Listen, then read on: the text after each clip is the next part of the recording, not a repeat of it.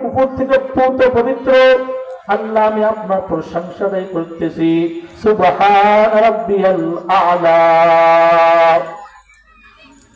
বান্দা যখন একবার সুবহান রাব্বিয়াল আ'লা বলে, তার সব আল্লাহ তাআলা বলেন আসমান জমিনের ভেতরে যাহা কিছু আছে সব কিছু যদি স্বর্ণ বানিয়ে দেওয়া হয়, সব কিছু আল্লাহ রাস্তায় দান করা হয়, একবার সুবহানাল্লাহ বললে তার থেকে অধিক পরিমাণে সব তার আমলনামায় দান করা হয়। আর আল্লাহ তাআলা বলেন, তুমি বলেছো সুবহান রাব্বিয়াল আ'লা, আল্লাহ পূত পবিত্র।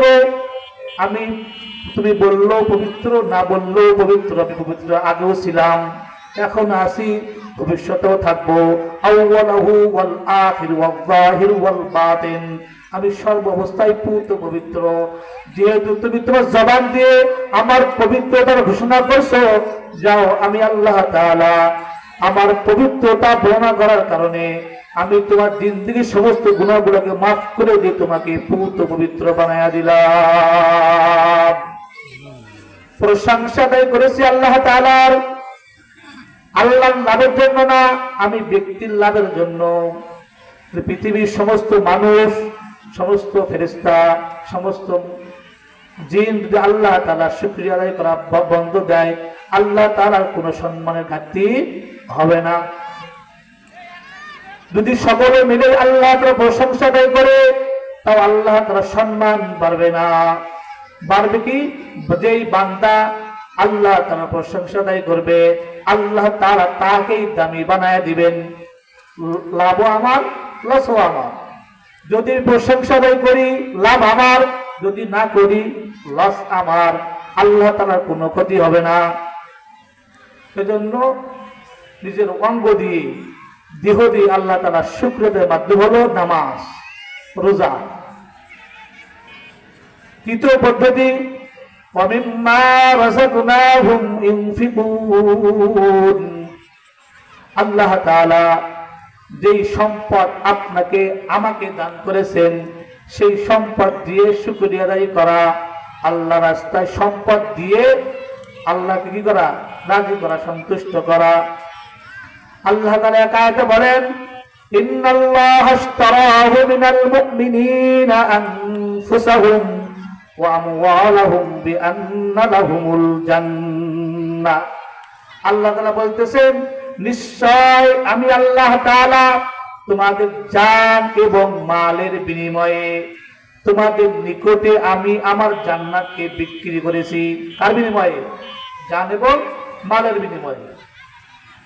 তো বিক্রিত জিনিস আবারও আপনার কাছে আমার কাছে আমানত রাখছেন।